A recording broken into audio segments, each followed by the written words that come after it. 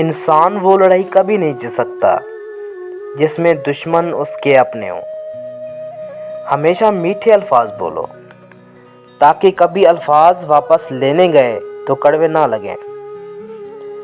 زندگی میں کی گئی غلطیاں آپ کو سوچنا، بولنا اور سمجھنا سکھا دیتی ہے۔ مطلب کی کشتی پر سوار لوگ بہت جلد مخلص لوگوں سے بچھڑ جاتے ہیں۔ وہ جو چاہے تو کیا نہیں، ممکن ہونا چاہے تو کیا کریں۔ کوئی زندگی کو خوشگوار بنانے کے لیے ایک چھوٹا سا اصول اپنائیں۔ روزانہ کچھ اچھا یاد کریں، کچھ برا بھول جائیں۔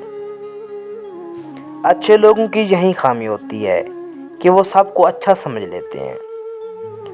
آسمانوں پر قبولیت اور مقبولیت کی ضابطے الگ ہوتے ہیں۔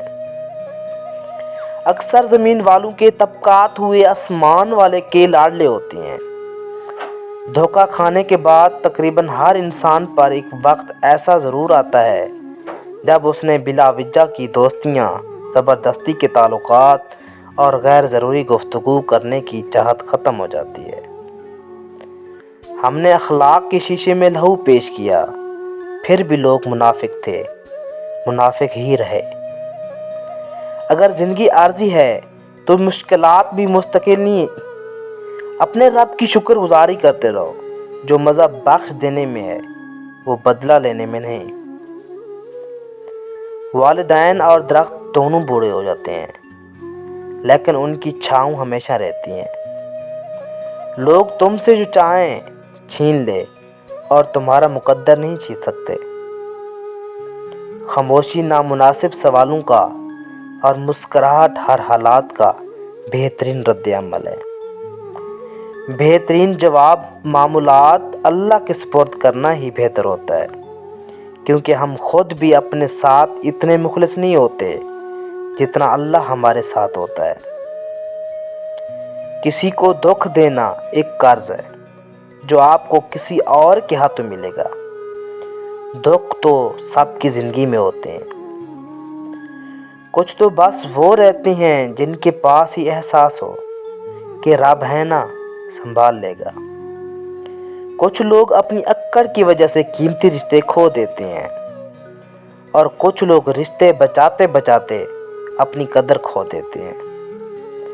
میں نے میری قسمت کو اللہ پر چھوڑ دیا، اس لیے نہیں کہ اللہ بہتر کرے گا، بلکہ اس لیے کہ اللہ سے بہتر کوئی کر ہی نہیں سکتا۔ سنو، وہاں بیٹھ کر رونا بہت سکون دیتا ہے جہاں اللہ کے سوا دیکھنے والا کوئی نہ ہو۔ ارے شخص پر لازم ہے کہ وہ تنہائی میں اپنے گناہوں کو یاد کر کے ان پر استغفار پڑھے۔ نماز اور قرآن سے تعلق بنا لیجئے۔ جوانی بار بار نہیں ملا کرتی، اور ہر یقین کے بعد منزل کن کی ہے۔ گناہ کے دوران موت نہ آنا اور گناہ کے بعد توبہ کی مہلت ملنا اللہ پاک کا بڑا احسان ہے۔ عقل کو خواہش اور فضیلت حاصل ہے، کیونکہ عقل زمانے کو تمہارے ہاتھوں میں دے دیتی ہے، جبکہ خواہشیں تمہیں زمانے کا غلام بنا دیتی ہیں۔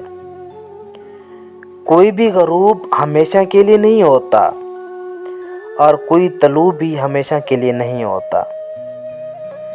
بہترین ہیں وہ لوگ جو زندگی کے عروج و زوال میں اپنے رب کی رضا پر شکر گزار رہتے ہیں۔ کبھی کبھی چپ رہنا شکایات کرنے سے بہتر ہے۔ جب اللہ کا کرم ہو جاتا ہے، سالوں کی محنت کا پھل لمحوں میں ملنے لگ جاتا ہے۔ کوشش کے باوجود بھی ہم کچھ لوگوں کے لیے پتھر نہیں بن پاتے، مگر اس کوشش میں ہم باقی لوگوں سے بیزار ہو جاتے ہیں۔